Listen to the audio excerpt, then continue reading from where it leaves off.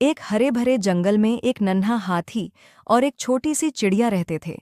दोनों बहुत अच्छे दोस्त थे और रोज साथ खेला करते थे। चिड़िया हाथी को मीठे मीठे गीत सुनाती थी और हाथी उसे ऊंचे ऊंचे पेड़ों तक छोड़ आता था। एक दिन जंगल में अचानक तेज आंधी आ गई। आंधी में उड़ते उड़ते चिड़िया रास्ता भटक गई। हाथी अपनी प्यारी दोस्त को ढूंढने पूरे जंगल में घूमने लगा। ढूंढते ढूंढते हाथी कीचड़ में फंस गया। वह बहुत कोशिश करता रहा, लेकिन ज्यादा देर तक फंसे रहने से वह वहीं गिर गया। कुछ समय बाद चिड़िया वापस लौटी। जब उसने हाथी को जमीन पर पड़ा देखा तो वह जोर जोर से रोने लगी। वह हाथी को पुकारती रही, लेकिन हाथी नहीं उठा। पूरा जंगल उदास हो गया। दोस्ती की ये कहानी सबको रुला गई। और अगर आपको भी ये कहानी पसंद आई हो तो लाइक और सब्सक्राइब जरूर करना।